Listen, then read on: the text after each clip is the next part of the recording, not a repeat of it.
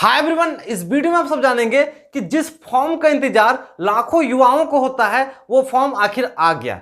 हम बात कर रहे हैं एसएससी जीडी का। सर ये अपने साथ एक अच्छा बात लेके आया है, इसके साथ ही अपने साथ एक बुरा बात लेके आया है। सर अच्छी बात यह है कि एसएससी जीडी का फॉर्म उम्मीद से पहले आ गया, और बुरा बात यह है कि जितना सीट का उम्मीद हर किसी को था उससे थोड़ा कम सीट लेके आया है।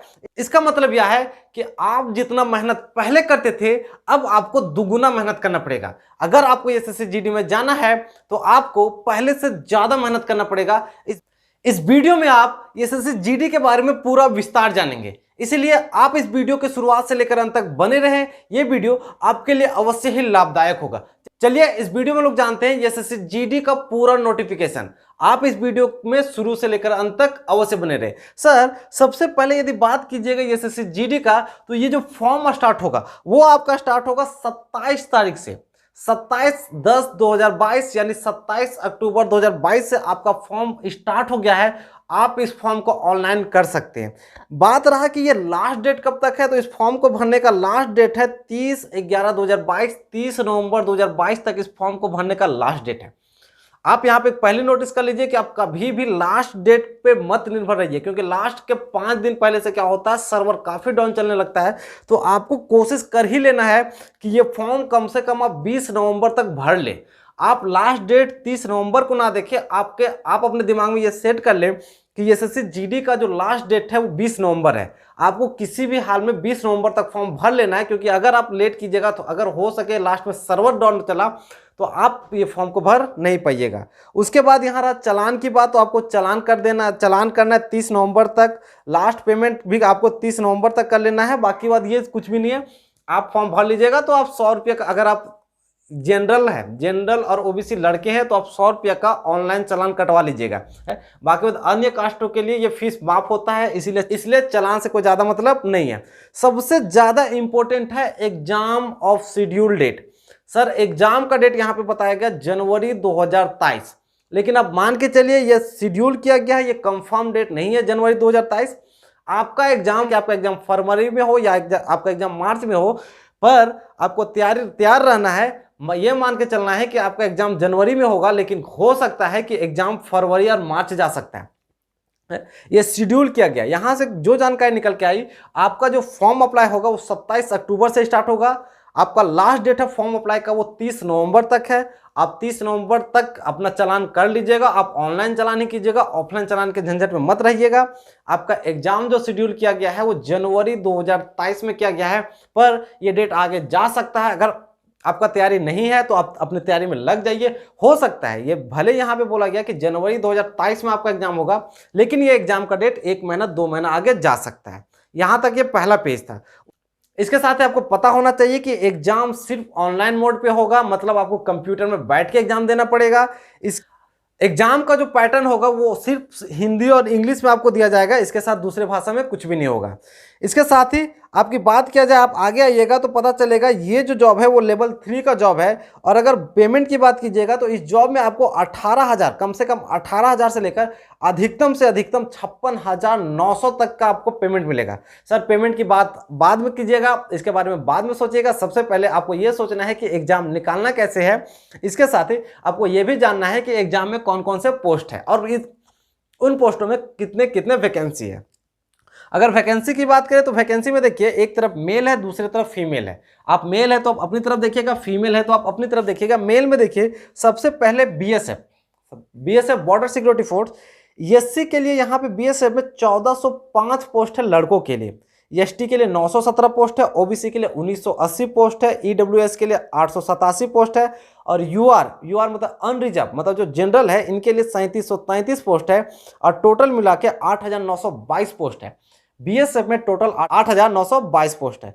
अगला नीचे देखिएगा तो मेल में सीएसएफ के लिए एससी के लिए 8 पोस्ट है, एसटी के लिए 5 है, ओबीसी के लिए 18 है, ईडब्ल्यूएस के लिए। इसके नीचे सीआरपीएफ देखिए, आईटीबीपी देखिए, एआर देखिए, एसएफ देखिए। टोटल मिला के ये आपका अगर बात करें टोटल मिला के मेल की बात करें तो मेल में जो पोस्ट आता है वो 21,579 पोस्ट है।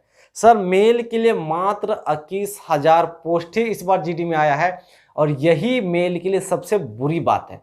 सर ये बुरी बात है क्या कि पोस्ट जरूरत के अनुसार कम आया। जितना अधिकांश लोगों का उम्मीद था, जितना अधिकांश लोगों का उम्मीद था उनके अनुसार थोड़ा कम पोस्ट आया।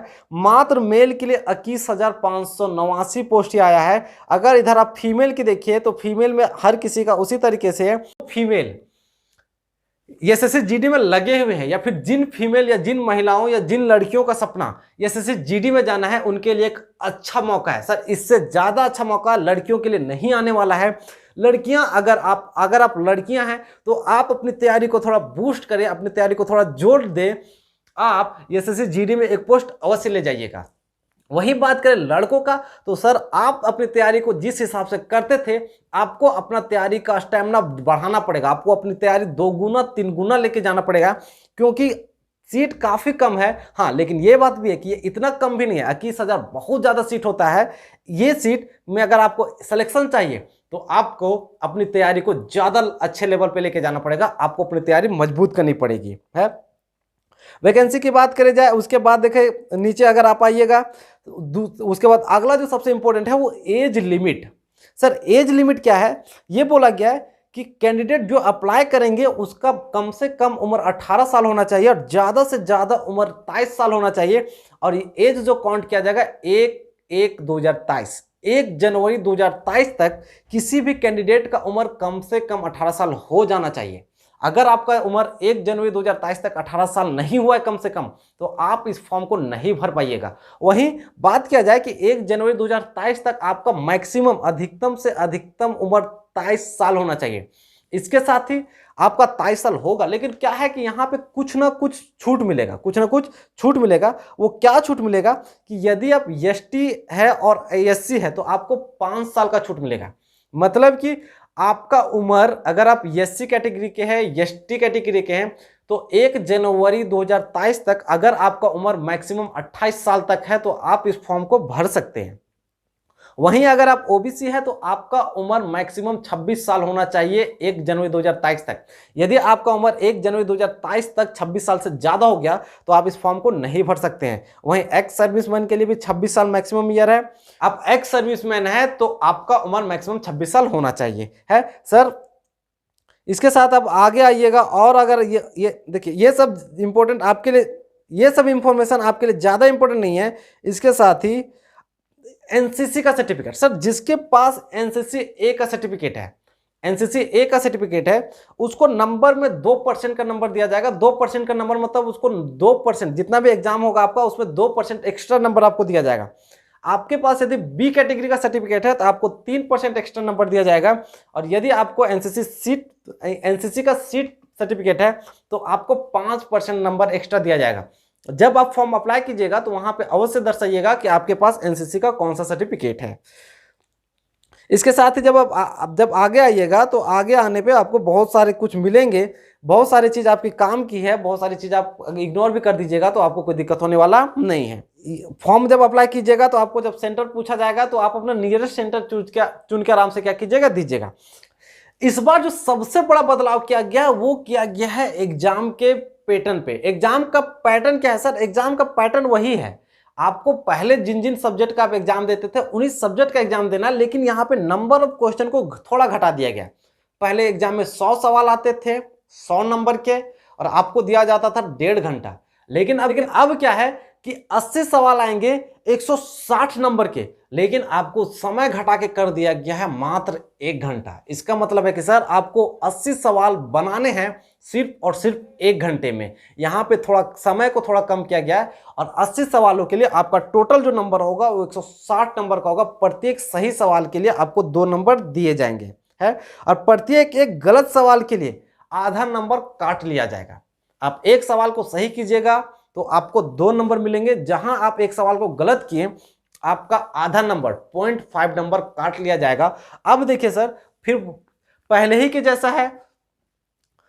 पहले आता था 25 सवाल रीजनिंग का, यहाँ पे क्या है सर प्रत्येक सेक्शन से 20 सवाल आएगा।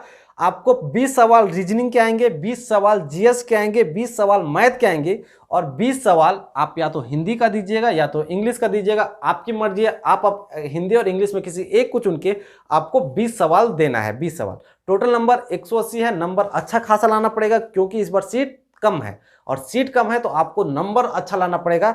80 सवालों का एग्जाम दीजिएगा 160 नंबर का, और याद रखिएगा कि आपके पास मैक्सिमम जो समय है वो 1 घंटा है। आपको अपनी तैयारी और अपनी स्पीड को थोड़ी बढ़ानी पड़ेगी। इसके साथ ही आप आगे जैसे ही आइएगा तो उसके बाद जो है वो फिजिकल के बारे में बताया गया है कि आपको 5 किलोमीटर मेल है, अगर आप मेल है तो 5 किलोमीटर की दौड़ दौड़नी है 24 मिनट में, और अगर आप फीमेल है तो 1.6 किलोमीटर की दौड़ दौड़नी है 6.5 मिनट में है। ये कैटेगरी है, ये तो आप फिजिकल में ये सारा फिजिकल है। मेल की बात कीजिएगा तो आपका हाइट है वो 170 सेंटीमीटर होना चाहिए, अगर आप फीमेल है तो कम से कम आपका हाइट 157 सेंटीमीटर होना चाहिए। कुछ कैंडिडेट का छूट दिया गया है, अगर आप एसटी कैंडिडेट है तो आप मेल है तो आपका हाइट 162.5 सेंटीमीटर है, चलेगा। अगर आप एसटी है और फीमेल है तो 150 सेंटीमीटर है तो चलेगा। लेकिन जो जनरल कैंडिडेट है उनके लिए हाइट 170 सेंटीमीटर चाहिए। आप जनरल हो या ओबीसी हो तो आपका हाइट 170 सेंटीमीटर चाहिए यदि आप मेल है तो, और फीमेल है तो आपका हाइट 157 सेंटीमीटर चाहिए। इसके साथ ही चेस्ट की बात किया जाए तो सर अगर आप जनरल और ओबीसी है तो आपको 80 सेंटीमीटर का चेस्ट चाहिए, नापेगा जब वो तो आपका 80 सेंटीमीटर का चेस्ट चाहिए कम से कम, और आप कम से कम आप 5 सेंटीमीटर क्या कर सकते हैं, फुला सकते हैं। आपको फुलाना 5 सेंटीमीटर अवश्य है। आगे आप बात कीजिएगा तो आप कोई भी एक आइडेंटिटी, कोई भी एक पहचान पत्र दे सकते हैं, जैसे कि आधार कार्ड, वोटर आईडी, ये सभी चीज़ें दे सकते हैं। उसके बाद जो चर्चा किया गया, पोस्ट प्रेफरेंस भर सकते हैं। आप किस हिसाब से पोस्ट भरना है वो आसानी से आप क्या कर सकते हैं, भर सकते हैं आप अपने हिसाब से। आपको जो पोस्ट अच्छा लगता है आप उनके हिसाब से आप पोस्ट प्रेफरेंस वहाँ पे दे सकते हैं। बात रहा कि अगर आप अन्य कास्ट के जैसे ओबीसी के हैं, एससी के हैं, एसटी के हैं तो आपको अपना सर्टिफिकेट देना पड़ेगा, आपको वहाँ पे बताना पड़ेगा कि हम किस पोस्ट से हैं। इसके साथ ही आप और जो जानकारियाँ हैं वो किसी काम की तो शायद आपके लिए नहीं है। देखिए सर, ये 55 पेज का नोटिफिकेशन आया है, टोटल 55 पेज का नोटिफिकेशन आया है। इन 55 पेजों को आप अच्छे से, मतलब ये 55 पेज आपके लिए पढ़ना बहुत जरूरी नहीं है, बस आपको कुछ जो इंपॉर्टेंट जानकारी है वही जानना है। जैसे कि ऑनलाइन एग्जाम कब से हो रहा, मतलब एग्जाम का फॉर्म कब से अप्लाई हो रहा है, लास्ट डेट एग्जाम का कब से होगा ये, उसके साथ आप किस कास्ट के हैं है। अगर आप जनरल और ओबीसी लड़के हैं तो आपको 100 रुपया एग्जाम फीस देना पड़ेगा, बाकी बात अगर गर्ल्स और अदर कास्ट के तो आपको एग्जाम फीस देना नहीं पड़ेगा। इसके साथ ही कौन से पोस्ट में कितने वैकेंसी है उनको थोड़ा सा आप ध्यान दीजिएगा। अगर आप अपना हाइट देख लीजिए, अपना चेस्ट देख लीजिए, अगर हाइट है तो ठीक है, चेस्ट आप आगे क्या कर सकते हैं, बढ़ा सकते हैं।